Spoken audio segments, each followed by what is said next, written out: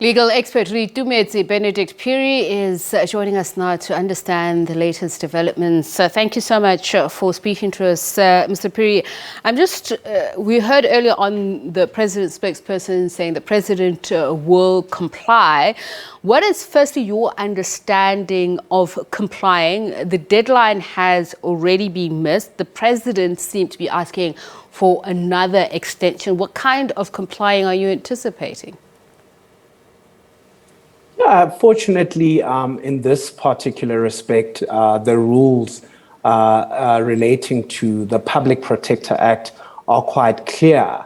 That what is required from the president in this particular instance is a substantive written reply to the questions that the Public Protector has put to him. There is a section in particular which actually speaks about what is actually contemplated when we talk about cooperation from people like the president or any other parties that would be subject to a public protector investigation. And that section is quite clear that what would be expected over and above a written substantive reply to meet the cooperation sort of test would be then availing of all books and documents and records that are relevant to the investigation. It would mean giving effect to any agreements. For instance, if this agreement relating to the postponement, the president should have given effect to that agreement of the postponement, because that's what cooperation entails.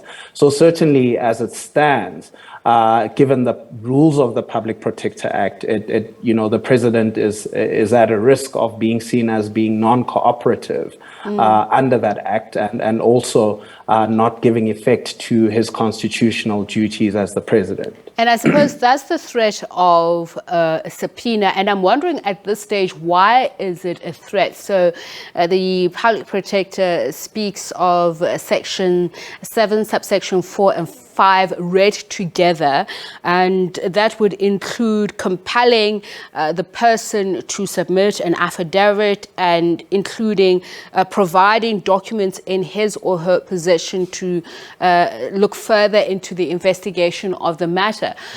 Why not automatically issue a subpoena if there has been failure to meet the deadlines? I think that's a very good question that I've also been sort of contemplating around, why a further sort of period to say, well, we will subpoena. I suppose the answer probably lies in the correspondences that are currently being exchanged between the president's office and the public protector's office. But certainly the public protector is well within her rights to immediately issue a subpoena, and that subpoena would obviously have very clear directives around when that information is required and in what form that information should be provided, and more importantly, indicate that if the subpoena is not adhered to, then there is a risk of a criminal proceeding in terms of the Public Protector Act, as well as being compelled by the High Court. So those would be the two options that the Public Protector would have once she issues the subpoena, and assuming it wouldn't be adhered to by the president. And I'd like to hear your views on this. The ATM saying it really doesn't see the point of a subpoena, saying that the public protector should rather be looking at recommendations. What is the nature of those recommendations? And I want to take into account the fact that the ATM has already asked the Speaker of Parliament to look into setting up an ad hoc parliamentary farm gate committee, as they call it. The EFF has asked him to resign, and we see that the DA has asked the FBI to probe whether Ramaphosa had broken any laws in receiving allegedly millions of US dollars. Yeah, I think it's really important that, the public protector as a constitutional institution does give effect to an important principle of our law, that a person should be given an opportunity to be heard. Because the Act creates a mechanism for the escalation, if I may call it that, of non-compliance by the president in this particular instance with those questions to a subpoena sort of stage and further a court sort of stage after that.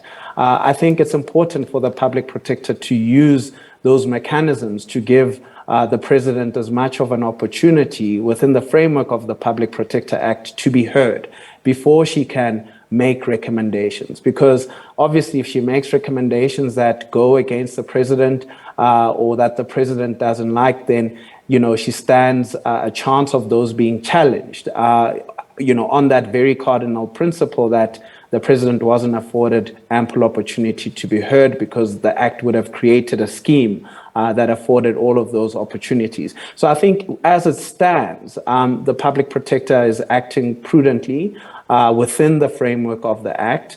And I think, the choices she is making are the right ones given the political context and the sensitivity of the matter as well. There was an outcry over the granting of a further extension. Was that the right way to act given the current political climate where it's felt that the president has not been forthcoming in a period of a great deal of uncertainty in terms of the quality of leadership?